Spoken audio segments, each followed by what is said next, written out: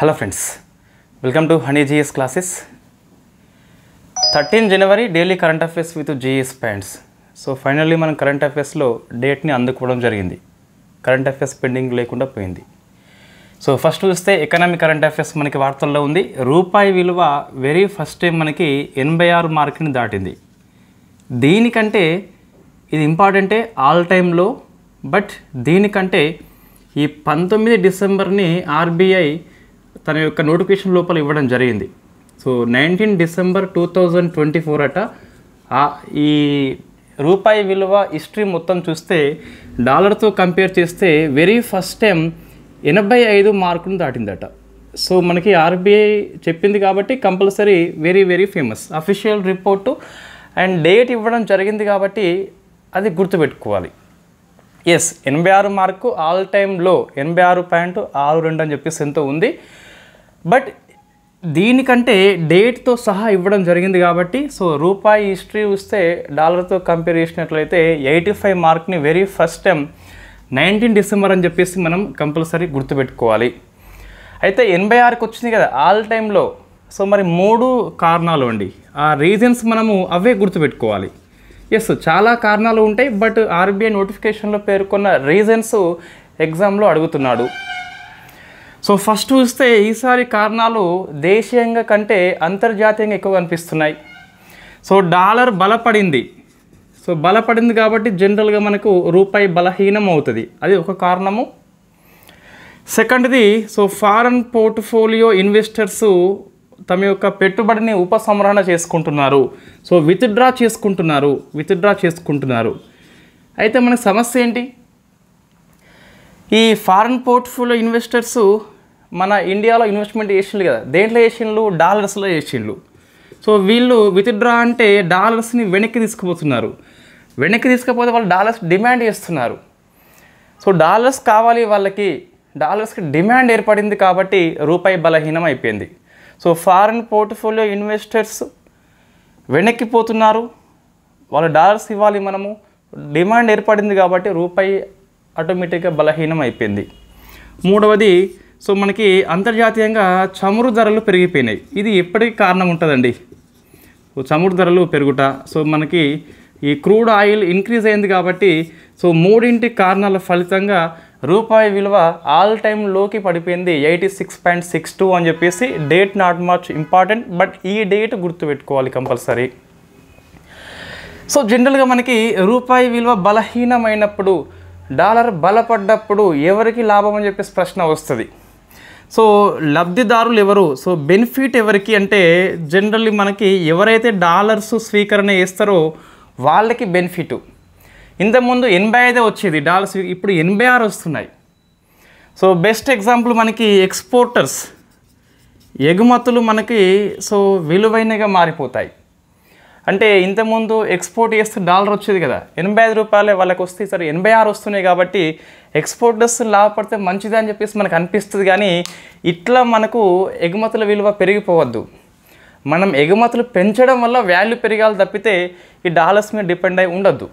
ఇది స్వల్పకాలికంగా okay, but long term ఉన్నట్లయితే మనకి ఇంపోర్ట్ బిల్లు వాసిపోతుంది. ఇంకా దీని కారణంగా మనకి కరెంట్ అకౌంట్ డిఫిసిట్ అని చెప్పేసి అది పెరిగిపోతుంది. దాని ఫలితంగా ఇన్ఫ్లేషన్ పెరిగిపోతుంది. దాని ఫలితంగా ఆర్బీఐ రేట్లు పెంచుతుంది. దాని ఫలితంగా మన వృద్ధి రేటు మందగిస్తుంది. సో మనం ఇదంతా డిస్కస్ చేద్దాం ఎకనామిక్ కోర్స్ లోపల. బట్ ఇక్కడ చూస్తే ఎక్స్పోర్టర్స్ లాభము. సెకండ్, ఈ రెమిటెన్సెస్. సో ఎన్ఆర్ఐలు మన ఇండియాకి పంపుతారు కదా, మన రూపాయల్లోకి మార్చుకుంటాము.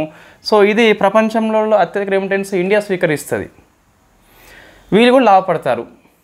సో మరి లాస్ ఎవరంటే చూస్తే డాలర్స్ ఎవరైతే ఇస్తారో వాళ్ళు లాస్ అవుతారు. ఇంతకుముందు సో 85 రూపాయలు పోతే ఇప్పుడు 86 రూపాయలు పోతున్నాయి మనకి. Best example importers. అసలే మనము దిగుమతులు ఎక్కువ వేసుకుంటాము, ఈ బిల్లు ఎక్కువ ఇంకా అయిపోతుంది. సో కరెంట్ అకౌంట్ డిఫిసిట్ ఎక్కువ పెరిగిపోతుంది మనకు.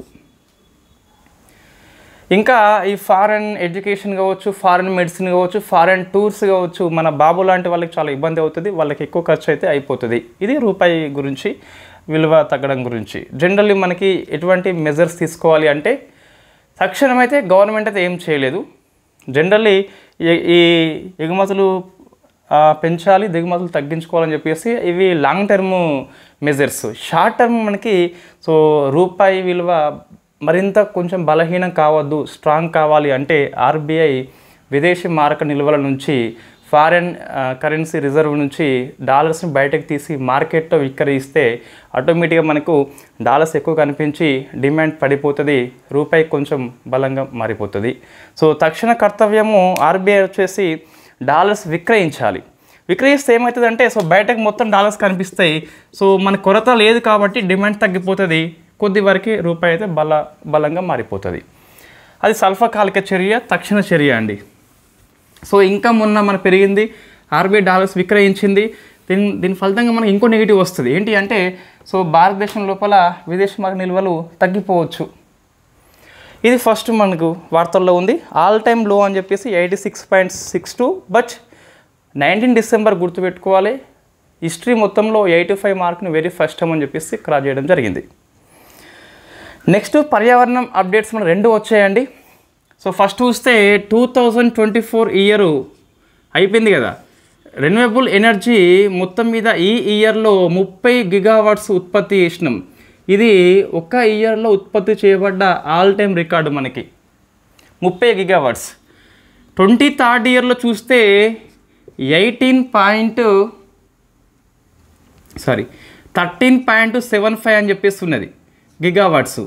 సో మనం 23rd ఇయర్తో కంపేర్ చేస్తే 24 ఇయర్లో మనం సుమారుగా 110% ఎక్కువ పెరిగిందండి. ఇది హైయెస్ట్ ఒక ఇయర్లో. మనం డిస్కస్ చేసినాం ఇంతకుముందు 2023-24 ఎకనామిక్ ఇయర్ మొత్తంలో చూస్తే 18.48 గిగావాట్స్ నమోదైంది. ఇది ఒక ఎకనామిక్ ఇయర్లో హైయెస్ట్, గుర్తుపెట్టుకోవాలి. ఇదేమో ఒక ఇయర్లో హైయెస్ట్.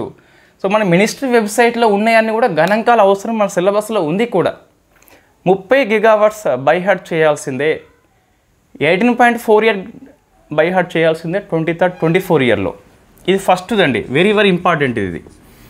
సెకండ్ చూస్తే మన వెస్టర్న్ ఘాట్స్ ఉన్నాయి కదా, సో పశ్చిమ కనుమలు అని చెప్పేసి తెలుగులో పిలుస్తాం. దీన్ని IUCN గుర్తించింది. ఎట్లా అంటే ఈ మంచినీటి ఫ్రెష్ వాటర్ యొక్క బయోడైవర్సిటీ హాట్ స్పాటే గుర్తించింది అన్నట్టు. So fresh water biodiversity hot స్పాట్గా దీన్ని సో IUCN గుర్తించింది. జస్ట్ మనకి ఒక ఫ్యాక్ట్ క్వశ్చనే, ఇదేదో మనకి వార్తల్లో ఉంది, వెస్టర్న్ ఘాట్స్ అని చెప్పేసి. ఇవి 3 అంశాలు ఎగ్జామ్ దృష్ట్యా వెరీ వెరీ ఫేమస్ అండి. నెక్స్ట్ డిఫెన్స్ టెక్నాలజీలో ఒక అంశం వార్తల్లో వచ్చింది, హిమ కవచ్ అని చెప్పేసి వార్తల్లో ఉంది. ఐ థింక్ మనం డిస్కస్ చేసినట్టున్నాం ఇది ఇంతకుముందు ఎప్పుడు. సో హిమ కవచ్ ఇది ఒక క్లాత్ మనకి బట్ట అండి. ఈ సైనికుల కోసం అని చెప్పేసి ఈ శీతల ప్రాంతం లోపల పనిచేయాలంటే సరైన బట్టలు అవసరం ఉంటుంది. సో అటువంటి బట్టనే హిమ కవచ్ అని చెప్పేసి పిలుస్తాం. దీన్ని DRDO రూపొందించింది. సుమారుగా ఇది 20 డిగ్రీ సెల్సియస్ నుంచి -60 డిగ్రీల వరకు ఆ వాతావరణంలో కూడా పనిచేసేలా ఈ బట్టలు ఉంటాయట. సో కాబట్టి మన సైనికులకి మంచి అవసరం కాబట్టి ఇది మన ఎగ్జామ్ దృష్ట్యా famous. Him Kavach developed by DRDO. So ఇది defence current affairs. Next geography current affairs మనకి 2 వార్తల్లో వచ్చినాయండి. ఒకటి మనం మొన్న డిస్కస్ చేసినాం, ఒక టన్నెల్ సొరంగం అని చెప్పేసి పిలుస్తాం. 13 జనవరిన అంటే ఈ రోజున PM మోడీ గారు కాశ్మీర్లో ఉన్న సోన్మార్గ్ ప్రాంతం లోపల సోన్మార్గ్లో సో జెడ్ మోర్ అనే సొరంగాన్ని స్టార్ట్ చేశాడు. ఇదే రోజు స్టార్ట్ చేసి ఈ జెడ్ మోర్ టన్నెల్కి సోన్మార్గ్గా రీనేమ్ చేశాడు. సో పేరు మార్చాడు కాబట్టి గుర్తుపెట్టుకోవాలి. కాశ్మీర్లో ఉన్న జెడ్ మోర్ టన్నెల్కి ఈరోజు PM మోడీ గారు స్టార్ట్ చేసి సోన్మార్గ్ అని చెప్పేసి పేరు పెట్టారు. ఇది కాశ్మీర్ నుంచి లడఖ్కి, జనరల్గా మనకు ఈ శీతాకాలం ప్రాంతం లోపల లడఖ్కి మనం పోలేము, మొత్తం మంచు అడ్డగిస్తుంది కాబట్టి. So all time weather connection కోసం అని చెప్పేసి ఈ సొరంగాన్ని నిర్మించారు. సో గుర్తుపెట్టుకోవాలి, కాశ్మీర్ నుంచి లడఖ్కి ఆల్ వెదర్ కనెక్టివిటీ అందిస్తుంది. మంచి స్ట్రాటజిక్ ప్రోగ్రామ్ అండి ఇది. ఎందుకోసం అంటే మనకి చైనా వర్సెస్ ఇండియా ఎప్పుడు వార్తల్లో ఉంటుంది. ఈ వింటర్ సీజన్లో మనం లడఖ్కి పోవాలంటే ఇబ్బంది అవుతుంది. ఇప్పుడు ఈజీగా వెళ్ళిపోవచ్చు, సైనికులను తరలింప చేయవచ్చు, సైనిక ఆయుధాలు తరలింప చేయవచ్చు. అందుకు మనకి ఇది వెరీ ఫేమస్. దాంతోపాటు ఈ సోన్మార్గ్ అని చెప్పేసి టూరిజంకి వెరీ ఫేమస్. సో ఇది కూడా మనకి ఈ వింటర్ సీజన్లో అందరం పోలేము, మంచు పడుతుంది కాబట్టి. సో సోన్మార్గ్కి పోవాలన్నా కూడా ఈ సొరంగం బాగా పనికి వస్తుంది. సో టూరిజం పర్పస్లో ఇంపార్టెంట్, ఆల్ వెదర్ కనెక్టివిటీ అందిస్తుంది, అంటే అన్ని కాలాల్లో మనం ఈజీగా పోవచ్చు. దాంతోపాటు మన ఆర్మీకి కూడా చాలా యూజ్ అయితే అవుతుంది. ఇది జమ్మూ కాశ్మీర్లో ఉన్నదండి, గుర్తుపెట్టుకోవాలి. ఎంత పొడవు ఇది అంటే 6.5 km అని చెప్పేసి ఇవ్వడం జరిగింది. దీన్ని 2012 లోపల బోర్డ్ అండ్ రోడర్ ఆర్గ్ అనే సంస్థ నిర్మాణం స్టార్ట్ చేసింది. నిర్మాణ రెస్పాన్సిబిలిటీ మార్చింది, ఎవరికి అప్పగించని చెప్పి చూస్తే national highway infrastructure development corporation limited. ఇగో BRO స్టార్ట్ చేసింది, ఇది పూర్తి చేసింది. కాబట్టి ఇది మన క్వశ్చన్ వస్తుంది. ఈ జెడ్మోర్ టన్నెల్ని నేషనల్ హైవే ఇన్ఫ్రాస్ట్రక్చర్ డెవలప్మెంట్ అనే సంస్థ నిర్మాణం పూర్తి చేసింది. నిర్మాణాన్ని ప్రారంభించింది ఎవరంటే మనకి BRO సంస్థ 2012 లోపల. So Zmorh tunnel very famous. Sonamarg అని చెప్పేసి మన PM మోడీ గారు పేరు దాన్ని చేంజ్ చేయడం జరిగింది. సో సెకండ్ కరెంట్ అఫైర్స్ చూస్తే ఇన్ రోడ్ ప్రాజెక్టు, ఇది మనకి వార్తల్లో ఉన్నదండి. సో ఇన్ రోడ్ ప్రాజెక్టు ఇదేం లేదు, మన నార్త్ ఈస్ట్ రీజన్ ప్రాంతం లోపల, నార్త్ ఈస్ట్ రీజన్ ప్రాంతం అంటే మనకి సో 8 రాష్ట్రాలు వస్తాయి కదా, ఈ 8 స్టేట్స్ లోపల మనకు ఈ రబ్బర్ ఉత్పత్తి యొక్క క్వాలిటీ పెంచడానికి ఈ ప్రోగ్రామ్ ఉద్దేశించబడింది. సో దీన్ని ఫుల్ ఫామ్ చూస్తే ఏముందంటే Indian natural rubber operation for assisted development అని చెప్పేసి ఇవ్వడం జరిగింది. న్యాచురల్ రబ్బర్ యొక్క క్వాలిటీని పెంచాలని చెప్పేసి ఇది 100 కోట్లతోని ఈరోజు స్టార్ట్ చేయడం జరిగింది. సో మనకి వస్తుంది ఇన్ రోడ్ అని చెప్పేసి, దేనికోసం అంటే సహజ రబ్బర్ యొక్క క్వాలిటీ పెంచాలని చెప్పేసి ఇది స్టార్ట్ చేయడం జరిగింది. ఇది జాగ్రత్త కరెంట్ అఫైర్స్ అండి. నెక్స్ట్ ఒక హరికేన్ మనకి వార్తల్లో ఉంది. ఇది నవంబర్లో వాస్తవంగా మనం డిస్కస్ చేసినాం, రఫేల్ హరికేన్ అని చెప్పేసి.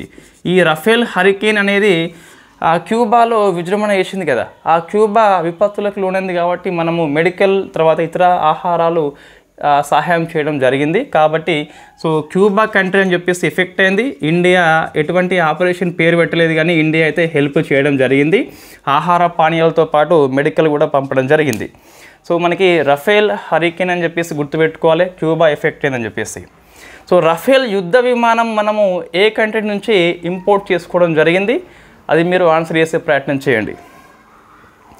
సో నెక్స్ట్ చూస్తే ఆర్ట్ అండ్ కల్చర్ మనకి వార్తల్లో ఉన్నది. కుంభమేళా అని చెప్పేసి వార్తల్లో వచ్చింది. సో కుంభమేళా మనకి ఈరోజు స్టార్ట్ అయిందండి, కుంభమేళా అని చెప్పేసి. సో ఇది యూపీలో ఉన్న ప్రయాగ్ రాజ్ దగ్గర స్టార్ట్ అయింది, ప్రయాగ్ రాజ్. సో మన కుంభమేళా అంటే ఎవ్రీ 2 years జరుగుతుంది జనరల్గా. నేను పెద్ద స్టోరీ మన ఎక్స్ప్రెస్ పేపర్లో ఇచ్చారు, నేను ఆ స్టోరీని షేర్ చేస్తాను. చాలా ఇంట్రెస్టింగ్గా ఉంది, బట్ స్టోరీ మొత్తం కడిగేస్తే ఇన్ఫ్యాక్ట్ 4 ప్రాంతాలలో ఇది జరుగుతుందండి. ఒకేసారి కాదు, ప్రతిసారి జరిగినప్పుడు ఆ ప్రాంతం మారుతూ ఉంటుంది. ఒకటేమో ఇప్పుడు జరుగుతున్న ప్రయాగ్రాజ్, ఒకటేమో ప్రయాగ్రాజ్.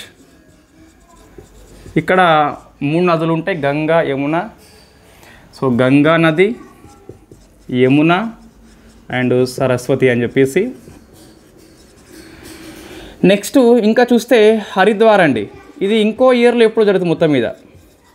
ఇక్కడేమో గంగా నది, ఇక్కడ same. Next Ujjain very famous ఇది. ఇక్కడ రివర్ ఏంటి మనకి క్షిప్రా అని చెప్పేసి పిలుస్తాం. తర్వాత నాసిక్ త్రయాంబకేశ్వర్, ఇక్కడ గోదావరి అని చెప్పేసి ఉన్నది. సో ఇన్ఫ్యాక్ట్ ఈ మహాకుంభమేళా మనకి ఇన్ఫ్యాక్ట్ 4 ప్లేసులలో జరుగుతుంది. ఆ 4 rivers గుర్తుపెట్టుకోవాలి, వెరీ వెరీ ఫేమస్ ఇది. ఈ కుంభమేళా యొక్క ప్రసారం కోసం అని చెప్పేసి ఆల్ ఇండియా రేడియో కుంభవాణి అని చెప్పేసి ఒక FM ఛానల్ని స్టార్ట్ చేసింది. సో కుంభవాణి అండి, ఇది 103.5 FM మాదిరిగా పనిచేస్తుంది. సో కుంభవాణి అని చెప్పేసి ఆల్ ఇండియా రేడియో యొక్క FM ప్రోగ్రామ్ ఇది. కుంభమేళా మొత్తం మీద అది కవర్ చేస్తుంది. సో ఇవి మనకి ఈరోజు కరెంట్ అఫైర్స్ అండి. ఒకసారి చూస్తే ఫస్ట్ ఎకనామీ ఉన్నది. సో ఏంటి 86 మార్క్స్ని వెరీ ఫస్ట్ టైం మనకి దాటింది. బట్ 19 డిసెంబర్ బాగా గుర్తుపెట్టుకోవాలి, ఈ 85 మార్క్ని వెరీ ఫస్ట్ టైం అని చెప్పి చెప్పింది. కారణం ఏంటి, డాలర్ బలపడింది, సెకండ్దేమో చమురు ధరలు ఎక్కువైపోయినాయి, థర్డ్ది ఫారిన్ పోర్ట్ఫోలియో ఇన్వెస్టర్స్ మొత్తం డాలర్స్ని వెనక్కి తీసుకెళ్తున్నారు. 3 కారణాలు. నెక్స్ట్ పర్యావరణం లోపల చూస్తే మనకు ఈ రెన్యూబుల్ ఎనర్జీ అని చెప్పేసి 24 ఇయర్లో